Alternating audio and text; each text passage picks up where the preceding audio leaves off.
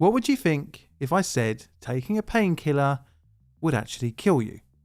I don't mean like an overdose, but just one capsule equals death. It would make you think twice about taking one, right? Well, imagine not knowing this, that taking over-the-counter medicine would be a roulette wheel of death. This would be the case if you so happened to get a headache in September 1982 in Chicago, and you decided to take a Tylenol. It is January 2023, and news outlets throughout the United States are reigniting interest in a 40-year-old unsolved case.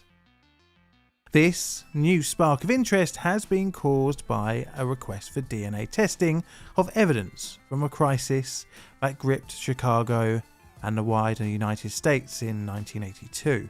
Although hopeful, the new round of news reports and articles represent just another chapter in a senseless and chilling crime spree. The event changed the way medication is packaged across the world. It created fear and worked its way into urban legends that even here in the UK cause a moment of pause for thought.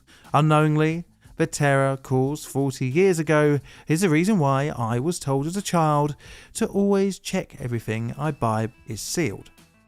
Showing how much this event illuminated just how vulnerable the things we consume are from tampering. Today I will be looking at the Tylenol tampering crisis. A chilling, bizarre and cruel case of 7 acts of cold-blooded murder. An innocent-looking bottle. You must excuse my ignorance, as I've never had a Tylenol. It's not sold here in the UK.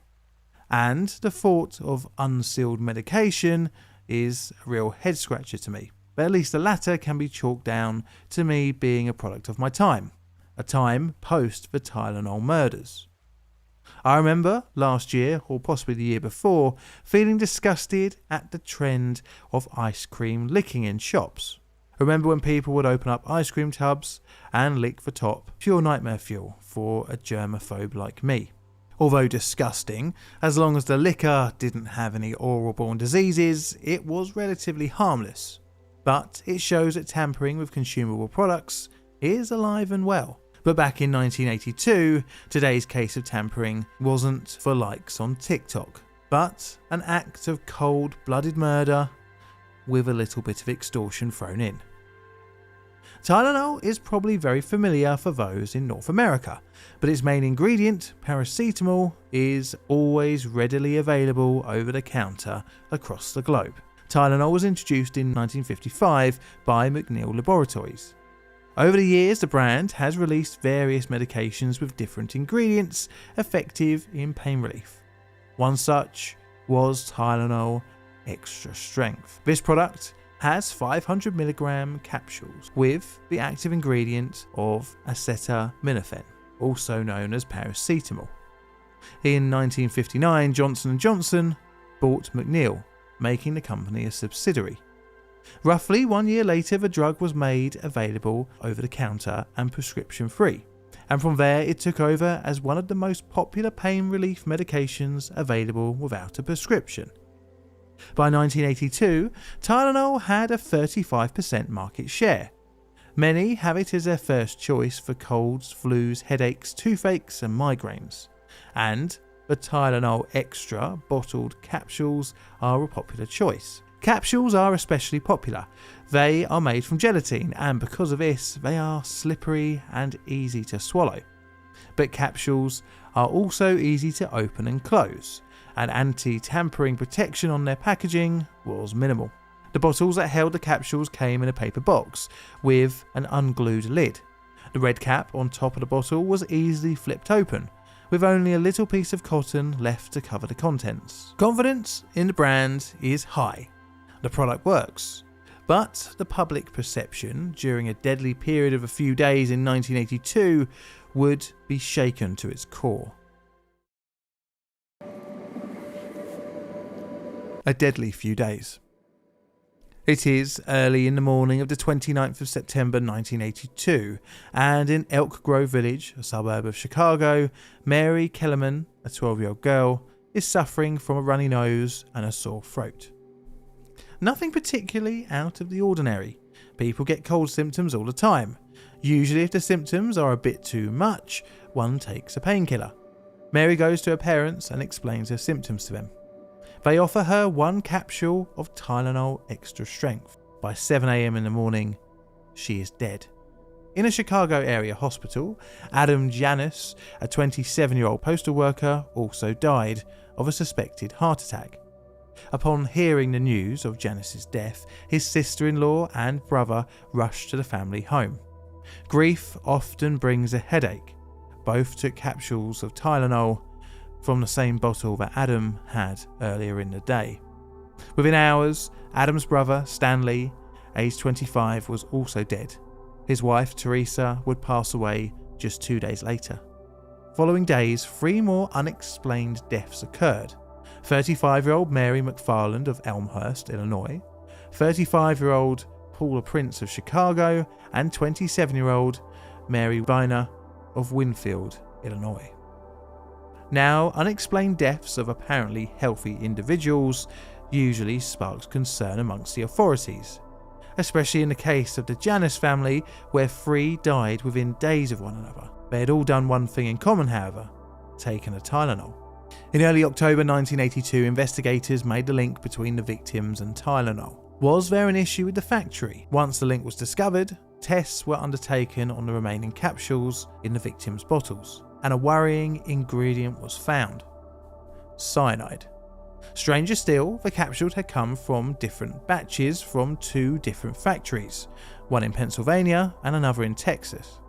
This suggested the unthinkable, that the cyanide had made its way into the capsules after leaving the factory. The victims had another similarity. The Tylenol they all had consumed were in capsules and not tablets.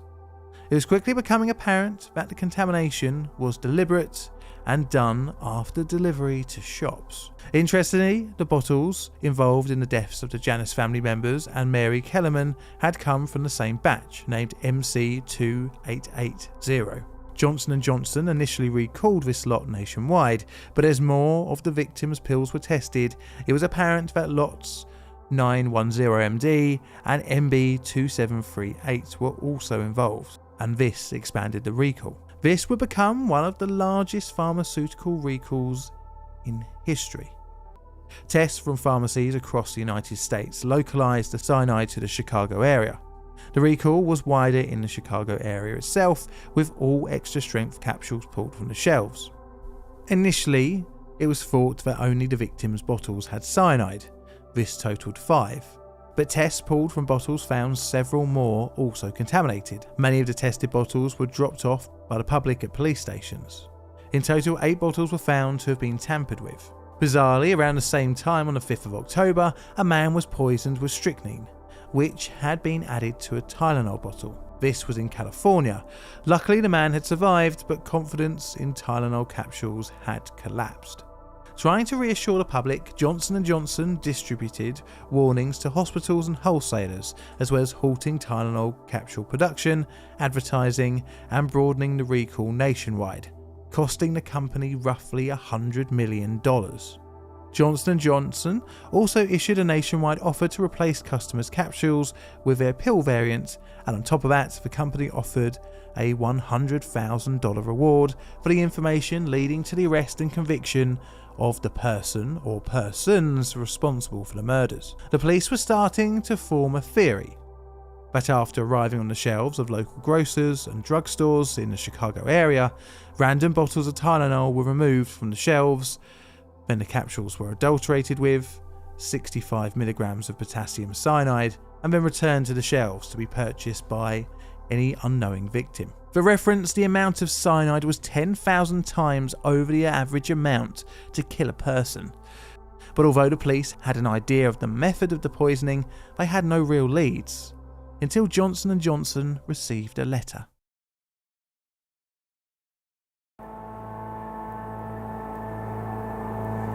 The letter.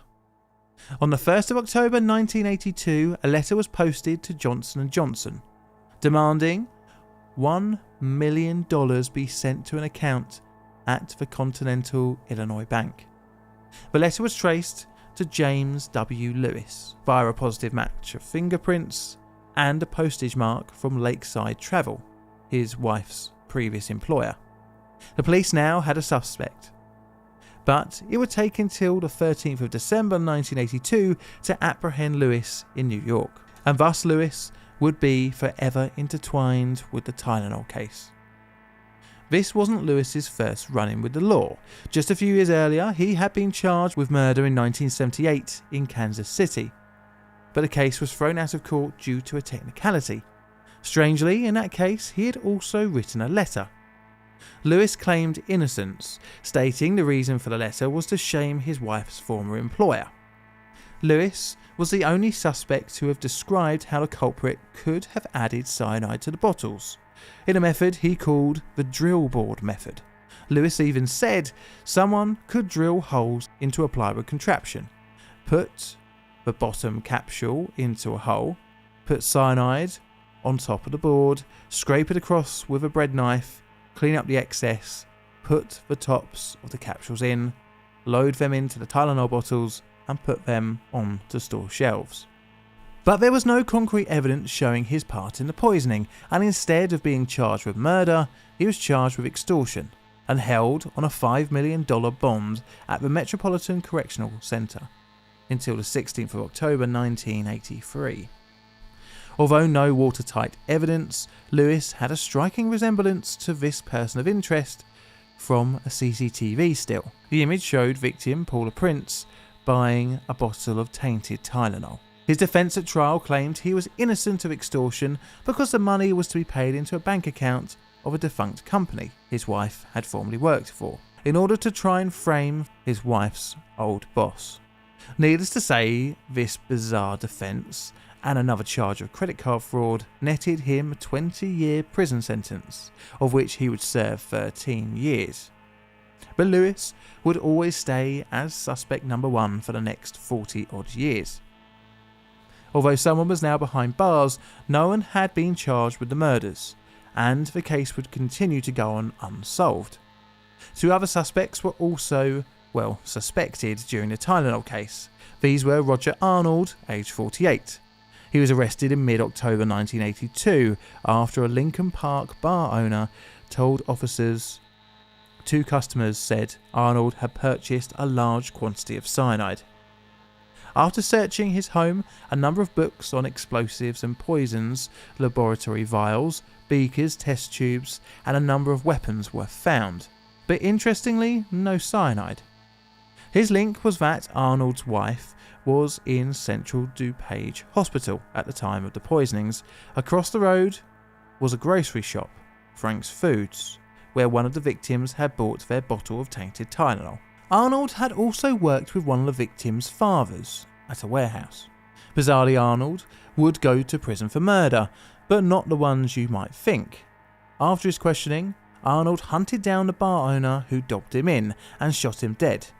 The only problem was he killed the wrong man.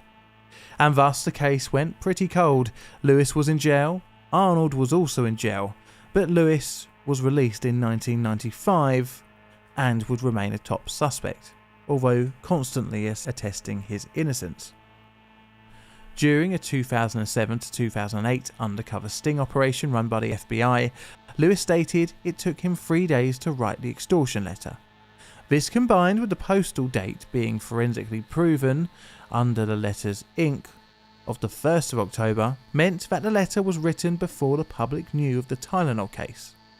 Lewis, although at the time of his apprehension in New York was living there, he and his wife had been living in the Chicago area until early September, roughly around 20 to 24 days before the crisis began. Strangely, in 2009, Lewis was interviewed by the press, where he again denied all accusations against him. So, all right, so you're going to contend... I couldn't defend myself with all the Tylenol publicity. You were wanted for mail fraud before the Tylenol. You were wanted, that's why you left? That's right, I was. So you left Kansas City, you were the prime suspect in a grisly murder. You were found guilty of mail fraud, but you're saying that you weren't guilty. By a jury that all knew me and were exposed to the publicity, yes. There's also a weird case that happened in 1978 with Raymond West, who ended up dead in his attic. And you were the prime suspect as the guy who did that, who killed him, who murdered him. For 2 weeks, he was under the lock and key. So there was no homicide, you said? There was no homicide. There was no homicide. But the guy was dismembered and stuffed in a plastic bag in his attic. How does somebody dismember themselves and stuff themselves in a plastic bag? You got it. Come on.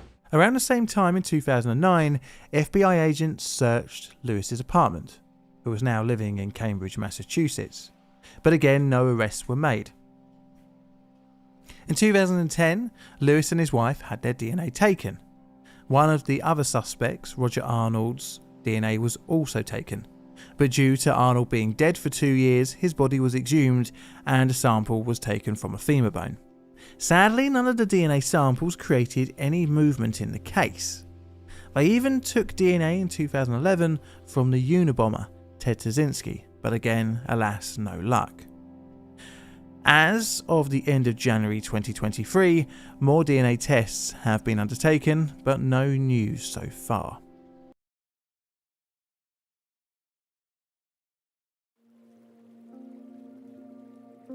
Aftermath. Even though the killer hasn't been identified, the crisis changed the pharmaceutical industry permanently. Johnson & Johnson within 2 months had Tylenol back on the shelves, but with an improved triple seal. Their market share had plummeted from 35% to just 8%, but amazingly, this was turned around in just under a year. The event cost the company over $100 million in the recall alone and an undisclosed 1991 settlement with the victims' families. The crisis spawned, unsurprisingly, copycat murders, most notably in 1986, where 3 people died of cyanide poisoning. New federal laws, post-crisis, now made product tampering a federal crime, which, even attempting to tamper with a product, can carry a 10-year sentence. So for my ratings. Today is only going to be a legacy rating, and I'm going to give this one a 9. All videos on the channel are Creative Commons Attribution Share Alike licensed. Playlist for videos are produced by me, John, in a currently wet and windy suburban corner of southern London, UK. I have Patreon members and YouTube members as well, so thank you for your financial support, as well as the rest of you for tuning in every week to watch your dose of disaster. I've got Patreon, I've got Instagram and Twitter, so check them out if you fancy. And if you're enjoying this outro song, please feel free to check it out on my second channel made by John. And all that's left to say is thank you for watching, and Mr. Music, play us out please.